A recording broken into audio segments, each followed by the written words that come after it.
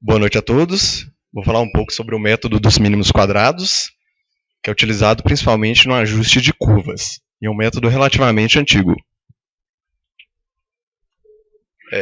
O primeiro registro de problema de mínimos quadrados foi feito em 1740, quando Jacques Cassini construiu uma lista de dados astronômicos coletados desde 140 a.C. Aqui temos uma foto desse pensador. Em 1819, Gauss publicou um livro de órbitas planetárias, onde introduziu o método.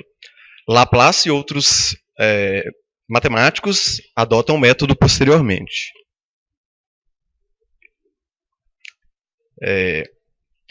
Aqui temos a representação de dados experimentais e o ajuste possível pelo método. Os erros também são representados por essa figura, que é essa letra epsilon. Então, considerando o sistema linear de m equações e n incógnitas incompatível, que está representado por ax igual a b, calcula-se então a distância entre ax' e b. E essa tem que ser a menor distância possível, que é o vetor erro, que é a letra E que consideramos no slide. E x' é a solução aproximada.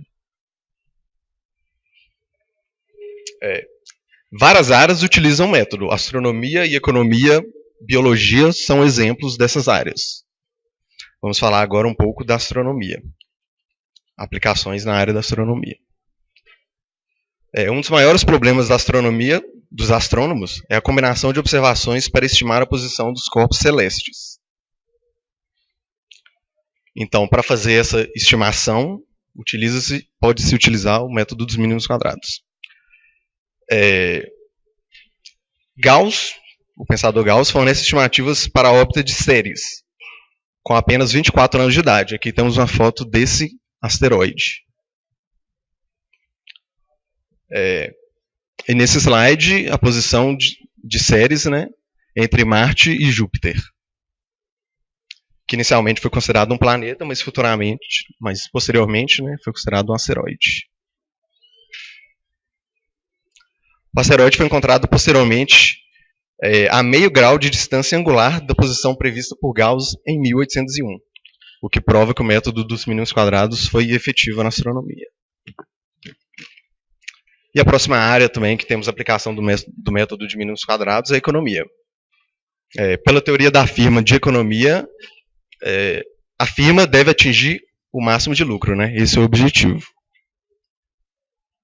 Então, considerando os custos fixos, como exemplo, os maquinários, e os custos variáveis, por exemplo, o trabalho, no caso de uma empresa, pode-se construir a seguinte curva.